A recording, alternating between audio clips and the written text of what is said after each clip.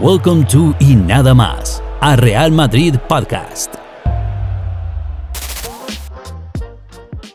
All right, everybody, what is going on? This is the Y Nada Más podcast, and I am your host, Eric Rivera, and we're back. We're back again. It's been about a week and a half since I did the podcast last. Once again, I was trying to do some stuff to get back and do it again. I think I was trying to I was going to try to do a semifinal one, but, I've been in and out. I've actually gone on vacation with my family. Just came back from Disney this weekend. It's crazy hot here in Florida. And what I wanted to do was obviously I wanted to do a show where, we're going to review. I was thinking about doing it, after the semifinals had occurred. And then then I had to leave. And I decided, I'm going to check out, once I got back from Disney, I was going to be able to see both of the games. I was going to be able to see the final of the Copa America between Argentina and Brazil. And then I was going to be able to see today's game, which I am recording this on Sunday. I was going to be able to see today's game, which has already obviously ended, between Italy and England. I guess obviously that's one of the things we're going to talk about in this show. Yes, we are a Real Madrid podcast, and we didn't really have any Real Madrid players aside from the three players that were on the Brazilian team who did not, do well with the Brazilian team. But besides that, that's just kind of where it's been with Real Madrid, I guess. I follow the teams for the players. I don't really care, at that point. I like to see them win, of course. But, I'm more pulling for the teams that I like, So anyway, before we get started, obviously, guys, follow us at Y Nada Más Podcast. You see it there on the ticker. Once again, this is my second video podcast. So if you guys are listening to us on on your phone, on your smartphone, or you're listening to the podcast, the audio only version, please remember that you can you can also look us up now on YouTube at Y Nada Más Podcast, and you can now find the video version of the podcast, which is what I'm doing now. And I'm going to start doing that for every single version of the podcast from now on. Unless, of course, something, happens like my camera breaks or some technical difficulty that we can't surpass. But at this point, we really do want to start adding the video part of the podcast because I think, some people find it interesting. Some people like it. Some people watch things on YouTube. And it's another way to get in contact with other fans, so other Real Madrid fans. But this will not be as much of a Real Madrid podcast because we're not going to really talk that much about Real Madrid. We're going to talk about the Euros, of course, Copa America, of course, my thoughts on, the games and everything that happened, and then kind of see, where things are going to go with Real Madrid from here. Obviously, there's been some developments, of course, since I did the last podcast, but with that said, remember, like I said, follow us at Y Nada Más Podcast on Facebook, on Twitter. Also follow us at YNM Podcast on Instagram. I am most active on Twitter. You can also follow us at ynadamas.net, which is our website. That is where my good friend Trambach, who is basically my assistant at this point in the sense of he is the senior contributor for the page. He will be joining us for a podcast probably next week or the following week as I start getting back into the swing of things here. And as, of course, the season begins to start taking shape. Now that, many of our players are going to return from international duty, are going to return from their much-needed vacation and their much-deserved vacations, and then start training, and we will see what happens with Real Madrid. Besides that, guys, you can also follow us, of course, everywhere podcasts are found, which are Apple Podcasts, Spotify, wherever you're listening to right now. I'm sure that is where you like to listen to the podcast. If you are following us on Apple Podcasts, please make sure to leave us a comment. Make sure to also leave us a rating, as that helps us grow in the podcasting library that is Apple Podcasts. It's the largest, of course, but we are also available on Spotify, Stitcher, iHeartRadio app for those of you that are in the United States. TuneIn, you name it. I think we're pretty much everywhere. So shout out to all of you guys that have been following us. I really appreciate it. I have been jumping back on Twitter, of course, during the entire Euros and during the Copa America. So let's go into that a little bit. So Copa America for me, there's a lot of stuff has been talked about the Copa America in the sense that it wasn't the greatest tournament. And I'm not trying to crap on Messi because I kind of do hate the entire the fanboyism that there is of Messi and Ronaldo to a point where people just act like freaking children and can't admit that these two guys are pretty much at this point so far above their peers that there is really nobody else that we can really say compares to them. And to say one is better than the other, sure, it could be a preference. I happen to prefer Cristiano, but of course, because I am a Madridista and he was my favorite player, and I love Messi, but I just hate the fact that he, was with Barcelona. It was just the idea of the rivalry. But had he been in any other team, I think, I would probably have followed his career and think that he is an absolute fantastic player because he is one. And, I just think the Copa America at this point, it used to be every 4 years or 3 years, I believe. And, it's gone. They've changed it so much recently. So there's been a lot of talk about whether it was done because, they wanted Messi to eventually get one, to win it or whatnot, to win an international trophy with the Argentina team. Who knows? I don't know. I don't think it really went that way for this in this version of the Copa America. I just think this Copa America was atrocious, and I am from Colombia. I am Hispanic, and you could say, "Oh, was I pissed off because Colombia lost Argentina?" And I really wasn't at all. I think the game, we had a lot of chances as the Colombian team had a lot of chances to win the game, did not put away their chances.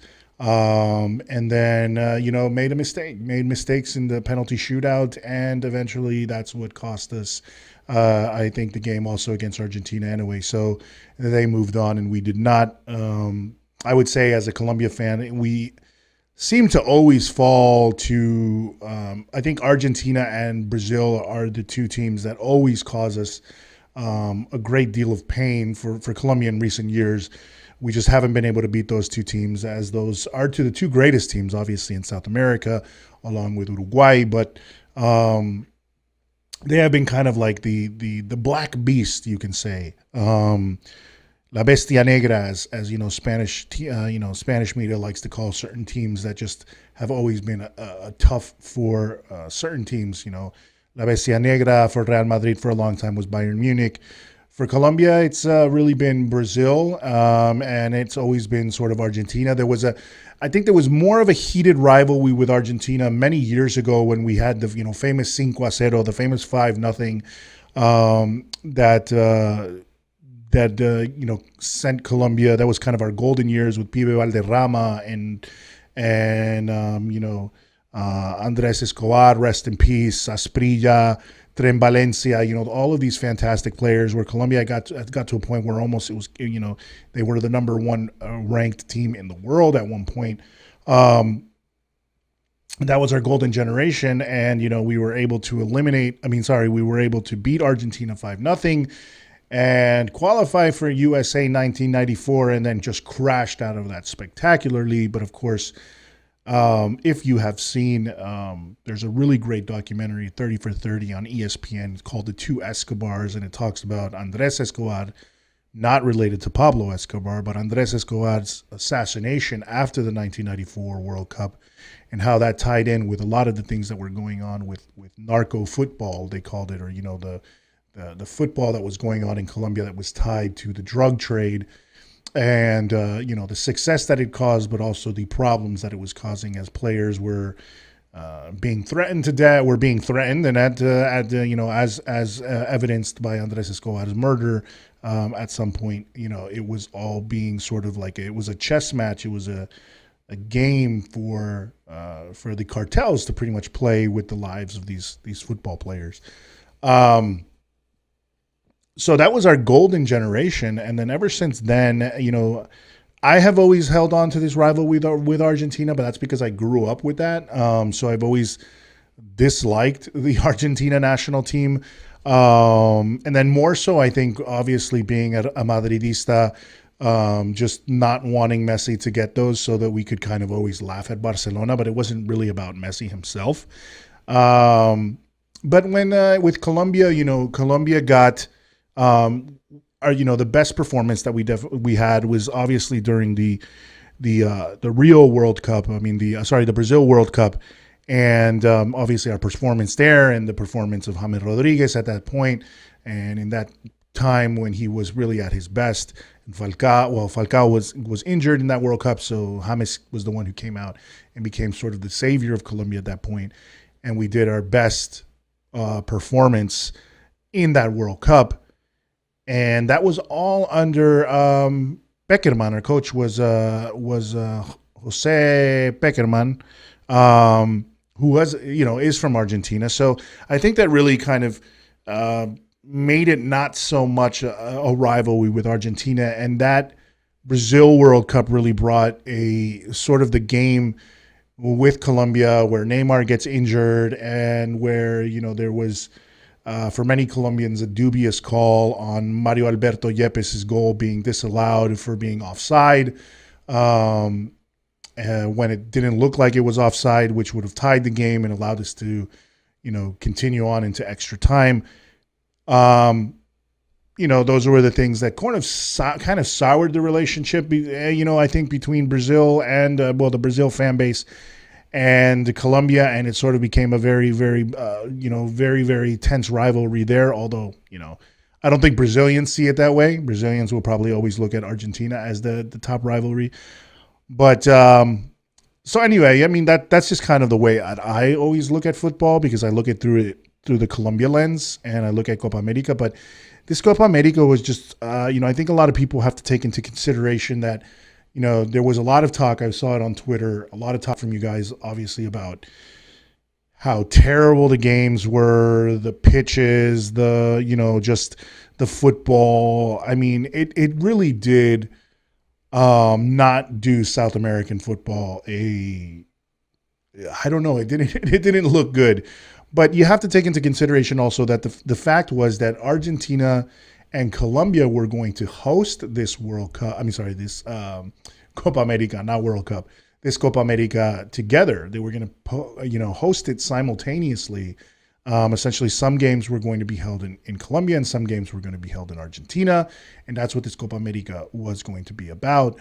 And then usually when we have Copa America, since there are only 10 teams that compete in South America, we would invite 2 teams in order to have 3 groups of 4 teams, and essentially, the top 2 of each group would go through, and then the 2 best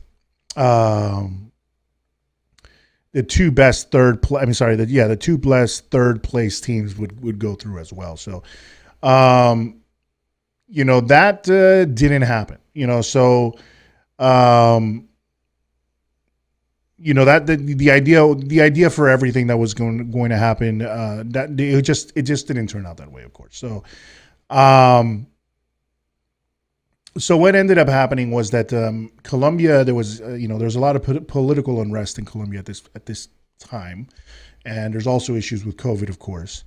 So they decided not to do it there. And then Argentina also had a rise in COVID cases, so they say we're not going to do it there. And then moves to CONMEBOL. CONMEBOL decides instead of canceling it, we're going to move the whole tournament to Brazil.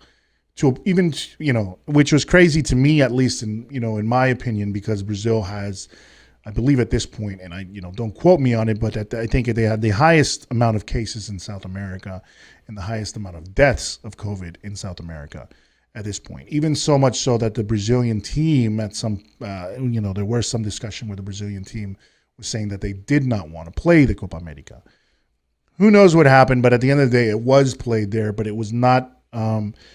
Again, Colombia and Argentina were the two places that were actually setting up to be the hosts of this thing. So moving it to Brazil, all of a sudden, I'm pretty sure, as you could tell, it seemed like it. A lot of the pitches were not in the best shape. It didn't seem like they were. They kind of just had to take it, decide rapidly to host this. And I think, and then also having two groups of five where kind of the top four go through, just made it really, it made it strange, that, it made it strange that they were going to it took away the risk for some of the teams involved. So you kind of saw a lot of, I would say, a lot of half-assed football, and Reinaldo Rueda from the Colombia perspective, Reinaldo Rueda tried a lot of different formations and a lot of different lineups in order to kind of get a better idea of the team, because he hasn't been at the helm of the Colombia team very long at this point. He's only played 2 games from the World Cup eliminations, and then this Copa America. He has coached them before, but many years ago. But this is his second stint with the team. But it was almost like he was still trying out to figure, what he wanted to do. So Brazil absolutely looked fantastic. Argentina didn't look that great at the beginning. I was actually surprised. A lot of the other teams just did not look good as well. You have your Bolivia, Venezuela, Peru is always a surprising team in the sense that they do hustle. They have some good players on the team, and they do fight like hell, and they have doing so in the past few years, even, getting to their, first World Cup in many, many decades, which was in Russia. So Peru has been a solid team as of late, and, they made it to the last 16 as well. I'm sorry, the semifinals as well, but it's I would just say the football wasn't the greatest. I wasn't paying attention much to, I don't want to talk too much about it because I wasn't paying much attention to it other than the football that was being played by Colombia, and then just the final, of course, because I was watching the final, and I did try to catch some of the other games, of course. But I think it was also, the factor of the marketing of it, the fact that it was kind of slapped together last minute, and everything that was going on politically in Colombia, the COVID situation in South America. Whereas in Europe, we were seeing with this Euro, it was almost the return to somewhat of a normal opportunity to see international football with, the stadium in Hungary, of course, was absolutely packed. It was amazing to see that. It was amazing to see, Copenhagen and some of these other places that were allowing a lot of people in. I think it was Baku and Azerbaijan as well, that it looked like they were, completely, there was a lot of people in the stadium. And then, of course, Wembley. So, the opportunities to see football with fans again, the surprises that were coming out of the Euro competition, the surprises in the sense that some of the best teams crashed out, or the teams that everybody thought were the favorites crashed out. And, we kind of got some big surprises with teams like Denmark and Switzerland and Ukraine, Sweden, of course, getting through. There was a lot of, surprises in that sense. And there was just a lot of really, really, I would say just really, if we were going to talk about storybook endings and narratives in football and stories to talk about of, last ditch efforts and, playing to the final whistle, you didn't see that in Copa America. You did see it. You saw a lot of it in the Euro Cup. And I have to say it was, for me, the best tournament of this summer. I was excited for every single game. And it sucks because being from Latin America, I would say that for Copa America, and I'm usually very excited about Copa America, but it just seems so haphazardly put together that it was just I wasn't happy about it. And then I just wasn't that interested in it. And then the game, I think the final, of course, it was Messi, Argentina versus Brazil, which is always a huge game. And it had all the makings of, sort of the rough, and we kind of saw that, the rough play, but I would say, the other problem with the South American football was the VAR, the reffing is just always so all over the place. And it was insane, for me, there was the game against Brazil in the group stages for Colombia where the ball hits Nestor Pitana, who was the ref, and he acts like he's about to stop the play, puts the whistle to his mouth, is about to blow the whistle. All the Colombian players stop, and then all of a sudden he's like, yeah, just let it go. And then, Brazil scores a goal, the game's tied, and then in the last minute, they go to, in the last, they give like 10 minutes of extra time, and then Casemiro scores, which I can't hate it because it's Casemiro, but of course it was just the weirdest sort of anti-regulation or against FIFA regulation sort of call. It made no sense whatsoever, but it wasn't going to make a huge difference at the end of the day, though, because Colombia still moved on.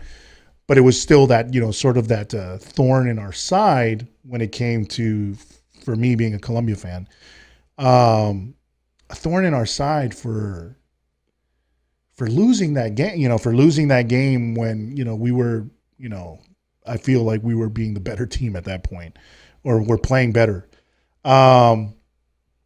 With huge, that's another thing. I think that some of the narratives that came out of Copa America where, Brazil looked absolutely phenomenal until they hit sort of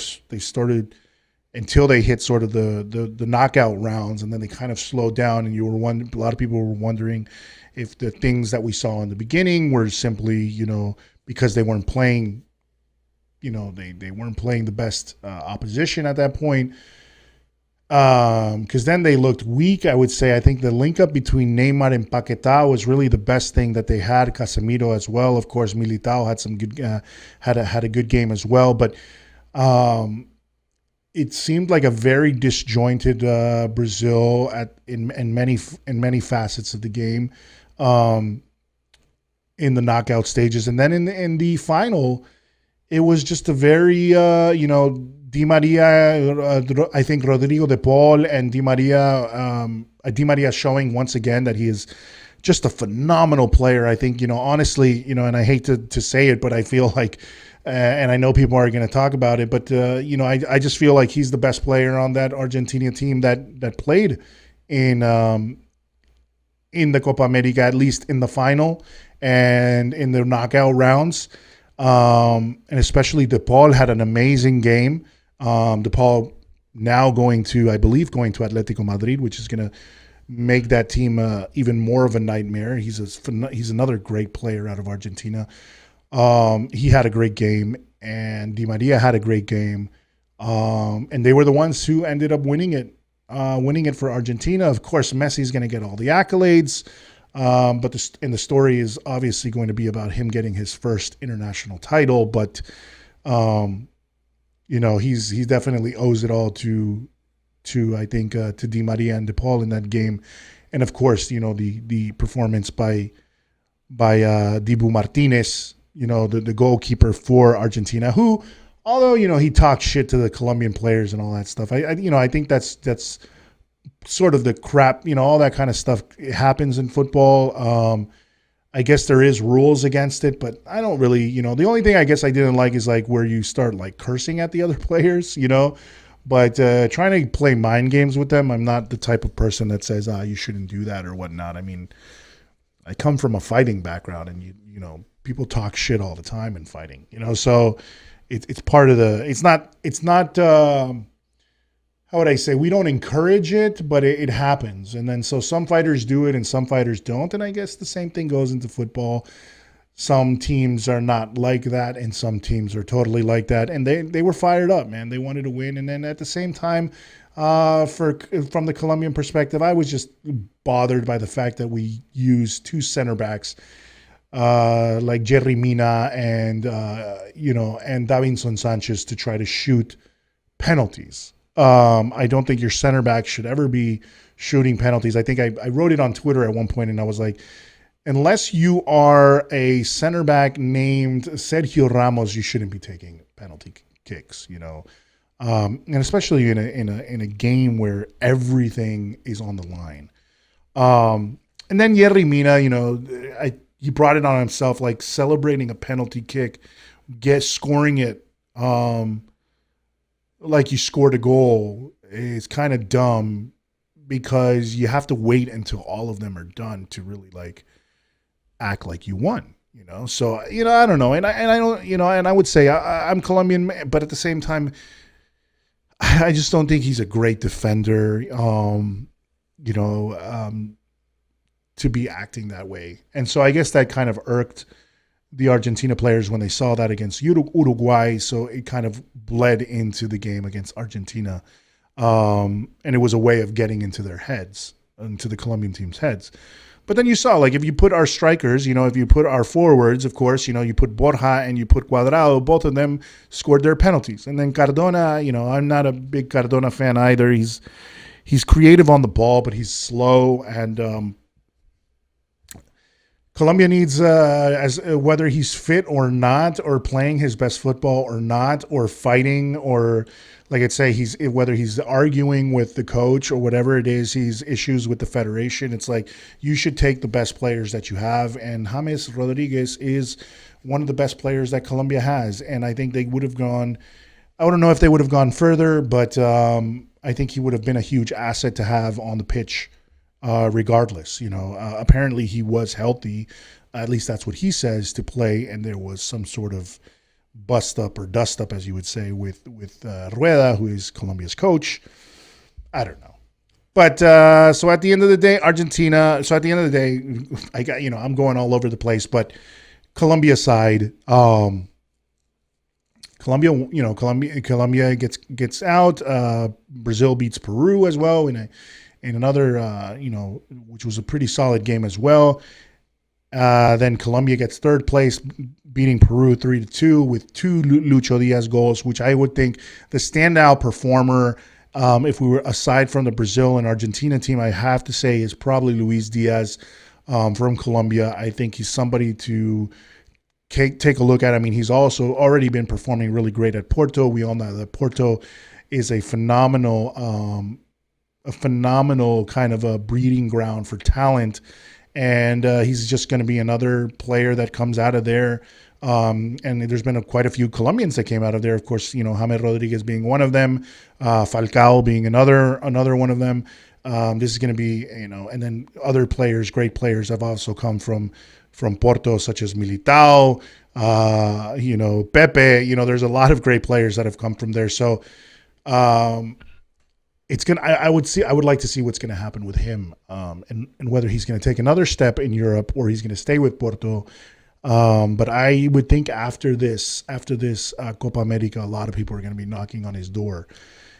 And then with Argentina, I mean, as much as I don't want Messi to lift an international trophy because I'd rather, have Barcelona fans cry and Messi FC people cry. He got it. He got the international trophy and more titles to add to his list. I mean, like, again, he is an absolutely phenomenal player, if not one of the best of all time. Could be arguably the best of all time, of course, and I will give you that, even as a Cristiano fan. But Cristiano also got the Euro Cup Golden Boot. So, there's a lot of things there too. Both guys are just phenomenal at what they do. And, so kudos to Messi and kudos to the Argentina team for that win. Brazil just didn't seem to show up. I mean, it was Neymar and everybody else. It's that's what it feels like to me with that Brazilian team. Neymar is a fantastic player. You could say what you want about him diving and whatnot, but he is a phenomenal player. And and it just seemed like nobody else was, playing to his level in that game. So moving to the Euro Cup, I mean, I'm an Italy fan, so I was happy that Italy won. Sorry for everyone that was going for England. So here's a couple things I wanted to talk about, I guess, talking about the Euro Cup and everything like that. It is a absolutely insane thing to me, with the Euro Cup. The thing that's insane to me is with the England game, the reason I dislike England is for that. I mean, I just dislike the fans. I don't dislike the players. I dislike the fans of England, and obviously I'm not going to lump everyone into the same boat because there are classy England fans, but you have a terrible amount of, yes, there are terrible fans everywhere. So you can say that, but there are terrible fans for every single team. But England being such a large, I would say such an important nation, a storied nation when it comes to football, of course, being the inventors of the sport per se, and then being, of course, where the Premier League, the most popular league by many standards, but also, of course, the league that your pundits and fans believe is absolutely and unequivocally better than everything else, better than every other league. And to have to hear that time and time again, being a La Liga fan and being a fan of all football, to be honest with you, is really annoying. And I think in a lot of ways also the nastiness that, there is nastiness in football, but the nastiness that does come out on certain things, like, of course, the things that were said about the young German girl, the booing of a national anthem, that kind of stuff. I mean, yes, I don't care if, obviously there was world wars or whatnot, but none of the players that are on the pitch had anything to do with that. And so all of that stuff that is like brought this animosity, has brought this sort of political hatred, but it's strange because it didn't even seem like it was that. It was like, just being dicks for the sake of being dicks. I don't know. It's, and you could say it's all fans do this, but at the same time, all fans do it. Not all fans are like that. And yes, there are bad fans, but yes, there are assholes everywhere, but it doesn't give you because there are assholes everywhere, it doesn't give you the right to be an asshole, because that's just, because somebody else is being a dick doesn't mean that you have to be a dick. You could take the high road and be like, hey man, that's not how we are. But that's what happens. And unfortunately, and then what happens is it gets played off as, that's football. And if you don't, this whole idea now that sort of came about during COVID, where it's kind of like, the world has become soft now or whatever, if you decide, if you get offended by certain things. And it's not about being offended. It's just about being, I don't know, showing sportsmanship, showing class, not being, once again, using that word, not being assholes. And I think what happens with England is that a lot of people get fed up because of the fact that there are so many asshole fans, that the pundits that are out there seem to only believe, unfortunately, I think the problem with the English pundits are that they believe only English football exists and no other country has great football. Many of them, not all of them, of course. They only believe that they have the best football, that they have the best players, that they have the best league. And it just tickles me in the sense that I love it, and I'm happy about it, is the fact that Italy, where the majority of the squad is made up of players from Serie A, which everyone calls a farmers league, which is a term that I absolutely fucking hate too. Because I am a fan of all football. Yes, I don't watch maybe the Eredivisie or I don't watch Ligue 1 closely, but I do try to catch games here and there. I love La Serie A. I love the Italian football. And with the amount of time, with the amount that it's been crapped on, to see a team that has been completely made up of supposedly these Farmers League players uh, win the Euro makes me happy. Um, wasn't a team full of Premier League players aside from who? Jorginho, who happens to be on Chelsea. Emerson, who happens to be on Chelsea but didn't play that much this year. I mean, sorry, during the Champions League for them.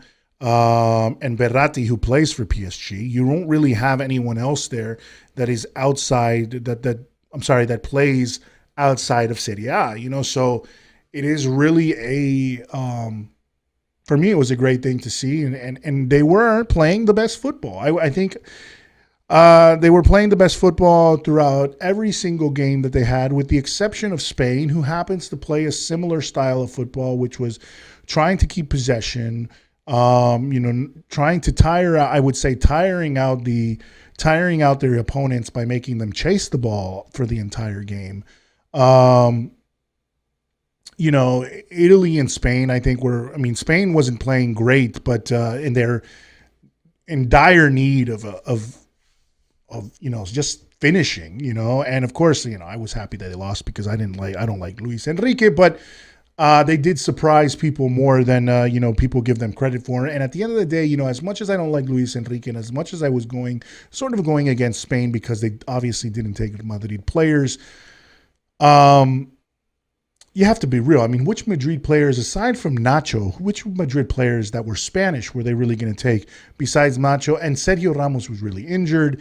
Who were they really going to take? Lucas Vazquez, of course, was somebody that you would include, but he was injured as well. Isco was not somebody that I would, he's performed well when he plays on the national team. But I kind of get where Luis Enrique was going, but it was kind of that whole spectacle of not taking Madrid players almost on purpose, it seems, that bothered me. And of course, since I'm not from Spain, I don't really have to care about it. So, because it was a big thing in the media of how Madridistas were supposedly in Spain, of how Madridistas were supposedly anti-Spanish because they were going against the Spanish national team simply because they were against Madrid. So they were against Luis Enrique for not taking Madrid players. And so there was that big division that's obviously going on in Spain, and that's a whole other issue there. But I was happy to see them go out. I didn't think they had the best quality aside from, they have a good quality, like I said, the Spanish football, the tiki-taka, the good passing, the passing, the keeping the possession, the high press, being able to, keep possession, and then when they lose possession, immediately regain possession. That's been Spain's game for years now at this point. But when you don't have the players like Xavi, Iniesta, and make that, and not even that, but making great passes to forwards like David Villa or Fernando Torres or these other players that were able to finish the plays, that's where Spain is losing out, in the sense that, I was happy for Morata because, there's nobody needs to be shit on like that. So, at least, he scored and he shut people up, but then, he misses the final penalty. So that was kind of sad for him, but at the same time, he kind of shut a lot of people up, of course, too. But, going back to the England game in Italy, I was just happy that they were able to shut everybody up, and especially, I think for England, the other thing that didn't help them was Sterling's dive, because that was a clear dive in the game against Denmark. And of course, Denmark were I was going for Denmark, but I have one of my close personal friends is from Denmark. And so we were talking during the entire time while he was here, and then he flew actually to Copenhagen to watch the game, to just, be with his family and whatnot, but also watch the Euros there with his peeps. And of course, I was, rooting for Denmark because they were the dark horse, and the things that happened with Eriksen and then squeezing through, and how they seem to have just come together and were playing some really great and solid football. To sort of lose out that way. Yes, you could, and I give it to everyone, to the English and to different pundits that were saying, England deserved to win or were playing better football at that point, and Denmark was pretty much locked trying to just survive until penalties, but don't rob it from them. What is VAR for? What is VAR for if these types of things are not called? You know, soft penalties are still soft penalties. You know, and they shouldn't be given. Like if it's a light touch, come on, it's a contact sport, people. Like, why are these things given to them? You know, he barely touched Sterling for him to go down, if at any, for him to go down like that and give that penalty. It's insane to me that VAR with this, if that's what it's for, if it's so that you can see it, they don't just call the guy and tell him, listen, man, that is not a penalty. I understand there's all this thing about, like, you know, the ability to overrule and overruling the center. And I guess maybe you don't want the ref to lose face. I don't know. But the whole point of VAR is to make the game, isn't it to make the game a little bit more fair, right? To make sure that if somebody scores a goal and from an offside position, it's not a goal. If somebody scores a goal when they handled the ball, let's say, you know, like a la Maradona with the hand of God goal, if there was VAR, obviously he wouldn't have scored that because it would have been reviewed. But at the same time, it's like, what, if that's what VAR is for, why are we not calling that shit? You know, if the main referee says that's a penalty and VAR comes and says, listen, man, it doesn't look like a penalty to us, you should go take a look at it, then go fucking take a look at it. You know, don't just say, okay, you know what? Or, you know, I feel like the conversations are like, oh, well, you do it, you know, I don't know, leave it up to you. I mean, it's kind of like it's this argument. It's almost like a married couple's argument where it's, you know, about trying to go out to dinner, you know, where the man says, where do you want to go, honey? Where do you want to go to dinner? And she's like, whatever. I'm down for whatever. And then you say, you want Italian? No, not really feeling Italian.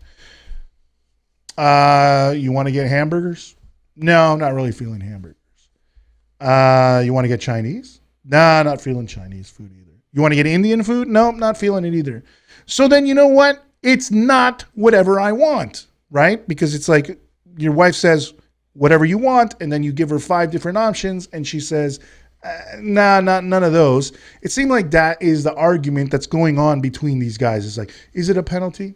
I don't know. You decide. I think it is. But is it? Maybe you should take a look at it. You think I should take a look at it? Yeah, we think you should take a look at it. Nah, I don't want to take a look at it. Well, we really think he should because it kind of looks like he touched him. But did he touch him? We think he did. You did? I guess you could say he kind of did. I don't know. It's up to you. Okay. You know, don't even worry about it. Just call it a penalty. Like, that's the kind of conversations that are going on. Like, it should be just fucking go look at it or tell him, no, it's not a penalty. That person in the VAR room should be able to override, like, not override, but at least have the balls to be able to, like, legitimately tell the person, the main ref, what's his, I forgot who it was, the ref in this case, but whether it's, what's his name, Felix Brick or Kuipers or whatever this guy's name is that was doing it today, or whether it's Gil Manzano or Cerro Grande or whatever, whoever it is, you know, being the main ref, and tell them, like, listen, man, it doesn't look like a penalty to us up here. You should go look at it. Like, having the actual balls and the actual, how would I say, like, fortitude to say, listen, man, you got to go look at it. It's not a penalty. Not sort of leave it up to him, because if he makes a bad call, he made a bad call. And VAR should be there to make sure he doesn't make a bad call. So go look at it. Because it was a terrible freaking call. And that's the kind of shit that leaves everyone sort of like, well, what is VAR for then? It's almost like and then they, you know, you barely see the repetition. Sometimes they don't show it to the crowd. It makes no sense to me. And I kind of, I mean, I don't follow the NBA, but I at least enjoy the NBA that you can kind of see like what the refs are looking at, like when a ball goes out of bounds and they try to figure out who was the last one to touch it. And it could be it could be the end of the game. So it's going to essentially be a play, let's say for a final possession or something that could change the game around if the game is, simply a matter of, a 2-point or 3-point difference, so those kind of calls, and especially in this case, a penalty changes the game. So those kind of calls need to be made. I don't care if it takes long. I mean, at least I don't. And it shouldn't take long. It shouldn't take forever to do that. That's what the technology's for. So you can see like, that's a soft penalty, man. Don't call it, And I think at that point of the game, you would also kind of go by I don't know, by the way the game is going. Like, was it a dirty tackle in the penalty box? Was it a hard tackle in the penalty box? Or was it something soft in the penalty box that right now, with maybe 2 minutes left in the game, just let them go to penalties instead of, giving a dubious penalty call? It just makes no sense to me. That's what VAR is there for. And I would say the same thing. Listen, guys, I watch games for Real Madrid. I watch games for Colombia. I watch games for the teams that I am a fan of. And I hate winning. I hate winning in that manner. If it wasn't a penalty, I'm angry about it. Even let's say I could be happy because let's say Real Madrid is going to score off the penalty and take the lead and potentially win the game. But it leaves a sour taste in my mouth because what it does is it makes me feel at the end of the day that now the people that feel that Real Madrid cheats all the time or whatever have something to say and have ammunition to use, And I'm not talking about the ones that, post on Twitter every little touch or something to call it a foul, because there are plenty of people that want to look and make a mountain out of molehills. But those small penalties need to be, like those small things need to be revised. You need to have consistency in this thing. And this type of, thing where he dives and gets a penalty call was terrible. And that's why everyone was like, wanted now Italy to win to essentially save football, I guess, in a lot of ways, because once again, people hate the English. People hate the English. Maybe it was because, maybe it was because of the British Empire at some point. Maybe it is socio-political, or whatever. But there is an arrogance, and and I think Luka Modric said it best. I think recently when he was playing in the Euros, before the Euros, about when he playing for Croatia, and he was asked about, and he said there was an arrogance that he didn't feel it was the players themselves, and I don't feel it's the players themselves. And I don't even think it's Gareth Southgate. I think he's doing an incredible job with the English national team. It's just the a lot of the pundits around there, like Gary Neville and Tim Sherwood and some of these Sky Sports assholes, and all these guys coming out, and it's like nothing exists outside of England, and we all know that that's not true, and they know that that's not true. If we were looking at club football, they know that they get their ass handed to them all the time. You would think that a team, and then going back to the national team, okay, well, let's talk about club football for a second. Obviously, what was it? Something like the last 8 times they faced a La Liga team in a final of club football, they've won 0, And then to look at England, that you haven't won a major trophy in God knows how long. You would think that by now, you're not the hottest shit for you to be talking like you are consistently, and that is what bothers a lot of people. And then, to have that situation with Denmark,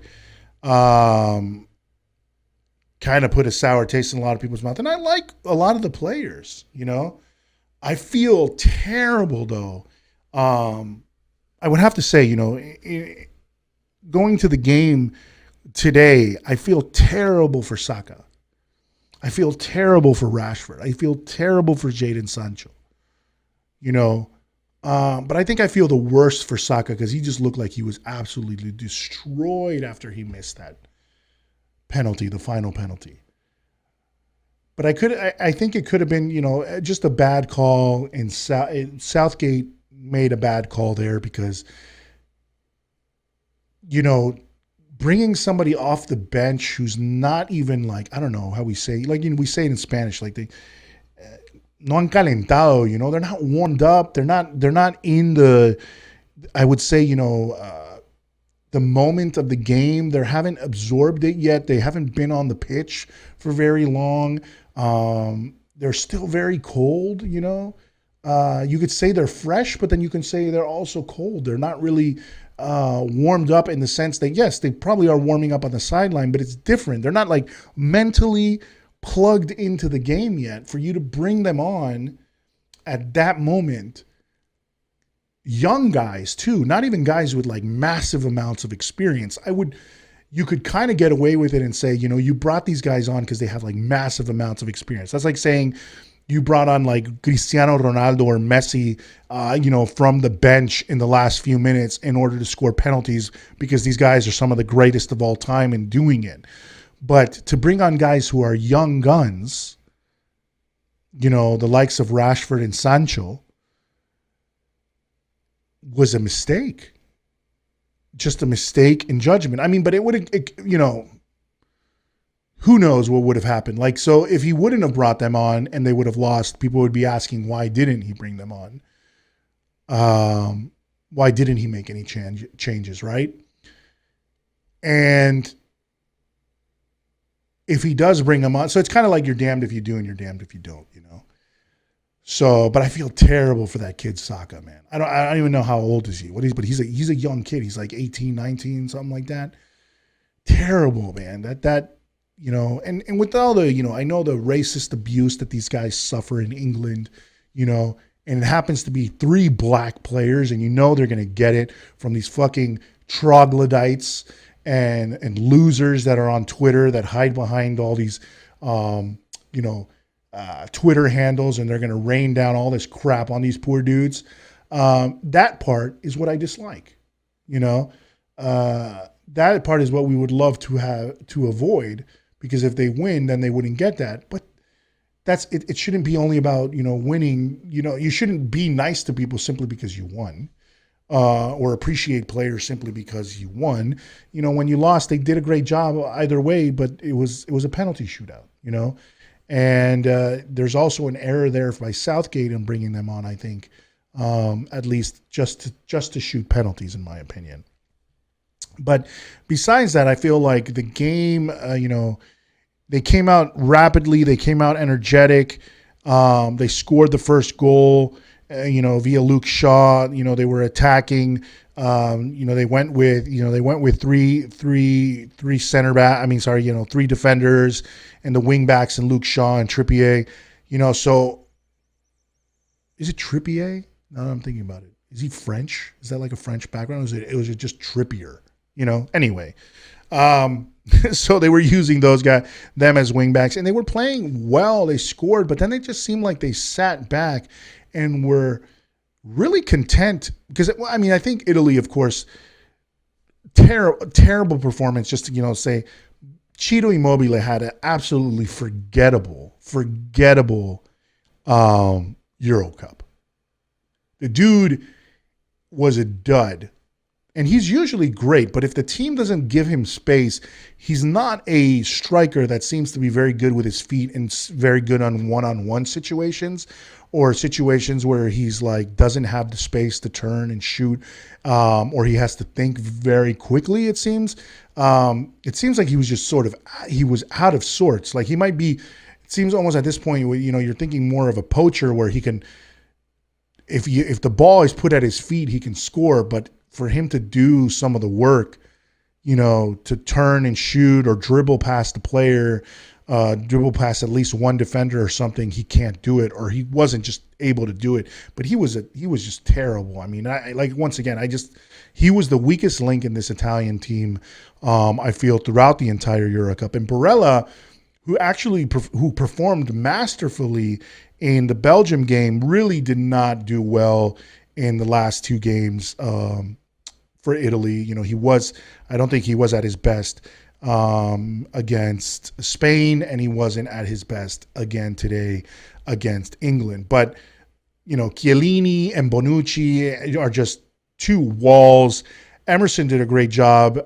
He's not the best, but he did a great job picking up where Spinazzola left off, even though that guy was a revelation as well. They all seemed, they all were doing well. Italy was doing well, and the point of, once again, keeping possession, and then at that point, almost tiring out the English team, making them chase the ball the entire time. But the problem that I saw from the English team was, it seemed like since they saw that in the first half, Italy just simply could not find their way through, and that the defensive line for England was working so well.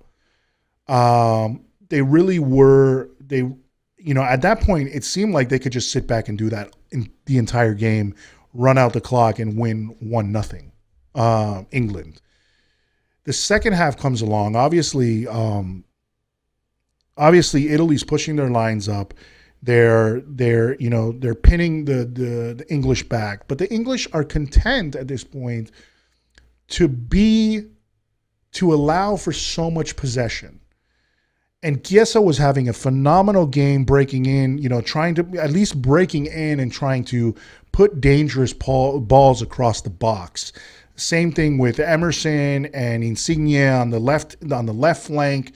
Chiesa and Di Lorenzi on the right flank. The only thing they weren't finding is anybody in the middle, any reference point in the middle, because Immobile was not having his best game. And I think it wasn't until they took Immobile off and put in Cristante and put in more people, so it almost, where you're really playing almost as a false nine, and Chiesa was floating all over the pitch, floating all over in the front, where the defenders from England sort of lost that reference point. They were sort of left tracking down everyone because that was coming into the box, and even what was Chiellini was venturing up now and pushing the lines up really high, and even getting into where he almost looked like he was almost part of the midfield at that point. And the only one that was really in the back was Bonucci. For me, that was just pushing constantly and being allowed to play on the flanks, and England allowing them to do that for so long was eventually what cost them the game in that sense, because you're just giving away possession to a team is better. I mean, we've seen in this entire Euro Cup was better in possession. Better in possession, cleaner passes, very creative, trying to find these, 1-2 passes in the box, trying to break down the defense and trying to get in and break through. And they finally did eventually break through.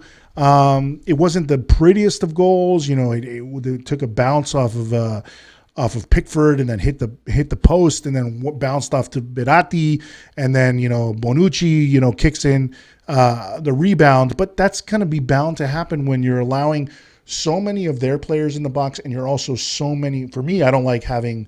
Sometimes I get worried even when I'm just watching football when you have like those, when people park the bus, because you can also have just bad luck where if somebody's just taking speculative shots, it's going to bounce off somebody and, just go into the goal, and I think that's something that you could really, that could become a huge problem.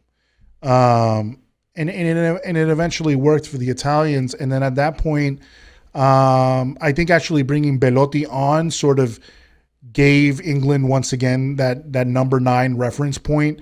So it actually played a little bit against, this is just my observation, played a little bit against what they felt they were doing well with not having a number 9, sort of having a false 9. But at that point, I think nerves set in. The history of the occasion, the huge, the amount of how would I say, the nervousness, the gravity of the situation, started to set in for England, being in front of their home crowd, feeling the nerves of that entire home crowd of, are we going to lose again? When we were pretty much for 3/4 of the normal time leading this game, and dominating. I would say not dominating, but to a point where Italy was not causing as many problems. They were making, invasive runs and passes and things like that. And I said the little 1-2s and going on up to the flanks and things like that, but they weren't able to really, they weren't getting in the way they needed to, and I think they just got content with that, and that was dangerous. And then once they were scored on, it was 1-1. The nerves started to set in, and that is where the experience of guys like Chiellini and Bonucci started to set in, because I'm pretty sure they're telling all these guys, we can win this, we can do this. These guys are nervous. I think they start feeling it. They start feeling that they have the possession. Having the possession of the ball obviously is no doubt making them feel confident that they can keep working the ball and working the ball around and trying to get in, and that they have the players, not like Spain in the sense that they didn't feel maybe they had the best players to score goals. But I feel like with players like Chiesa, players even like Bernardeschi, Locatelli, just all, Insigne, all these players, Belotti, having these players that you felt like, if we get this crack on goal, we could most likely score it. If we get a shot into the box from a corner or from a free kick, we have, Chiellini and Bonucci in the box as well, who are two very experienced players that have height and can score. So I think as a whole, they were feeling more confident and they looked more confident. Whereas for me at least, you could see that the English team was slowly, I think history starts to weigh on you. This I don't like to say, like, I don't like those stats of like, hey, this team has lost the last, 9 finals, because really none of those players that are on the field might have been on any of those. It's almost just like saying, we have bad luck.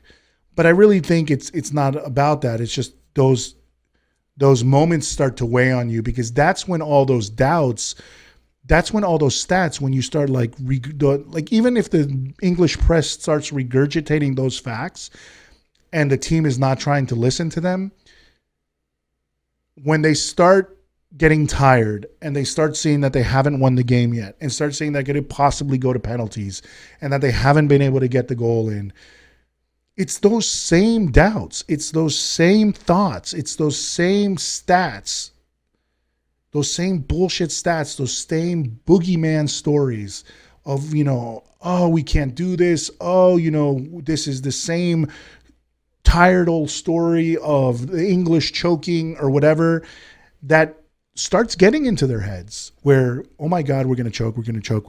It starts getting into the entire fan base. It starts getting into the entire team. And that is what I think is England's demise in this game. And then, of course, like I said, the choice of Southgate, bringing in these young guns to try to finish the game, which I don't blame him for it. I think it could have gone great for him, and then he would have been looked at like a genius, and it could have gone badly, which it did, So, and like I said, I feel terrible for those guys because I don't have an issue with the England players. I just have an issue with a lot of the England fans and the English media and the way it's always looked at, that, they are this unstoppable force in football when they should know better already. Anyway, so that's my story and that's my podcast for at least for the Euro Cup.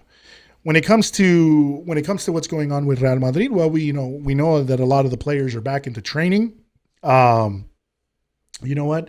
I'm going to put on the outro music here and just kind of leave it as an outro, I guess. But we already know, obviously, that the players are back in training. Some sad things. I mean, seeing Sergio Ramos in the PSG jersey just breaks my heart. I can't believe he's there. It bothers me to a point where I'm like, I don't want to call him a pesetero. I don't think he's only all about cash, but it's at the same time, what else can you say?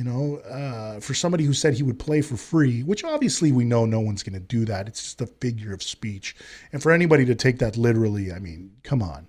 But he really didn't do what he said he would do in a lot of ways, which was if your team is in kind of dire straits, and you could see right now they're doing everything they can to just get one player back, which is Mbappe. They're doing everything they possibly can and might not even secure him. And the only person we've signed is David Alaba. And then, potentially, you could still lead this team and you say you love it so much, then, I would think, if you really were loyal, then you would do that, you would take a pay cut. You would do what you can to make it work. And so it hurts me as a Madrid fan that he didn't. But I love Sergio Ramos so much that I feel like, it doesn't taint his legacy with Real Madrid in any way, and I do wish him the best at PSG, but as a Madrid fan, it kills me to see him there, and it bothers me. So it's simultaneous, it's that simultaneously bittersweet thing. Love you, want you to do well, but at the same time, like, you're a bastard for doing what you did, for being money hungry, But yeah, that's how I felt about that. And then, this whole Mbappe thing, what's going to happen with Varane as well, that he hasn't responded to any of it. And, by the time this comes out, we might have more news, so we have to see how that's going to go. But yep, that's right now where we are with Madrid, sort of waiting for everything. And now, the Brazil game is over, Brazil versus Argentina. So pretty sure these guys are going to head back soon. Vinicius, Militao, Casemiro are going to head back soon.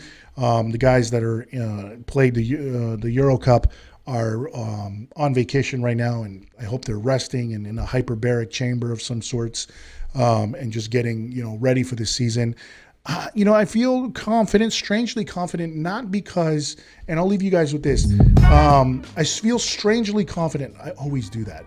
Leave it so fucking loud, and it's not supposed to come in that loud. I feel strangely confident because I like how serious Carlo Ancelotti and the team he's brought in around him when it comes to physical, when it comes to the injury situation, everything that he's brought in as a management side of things, to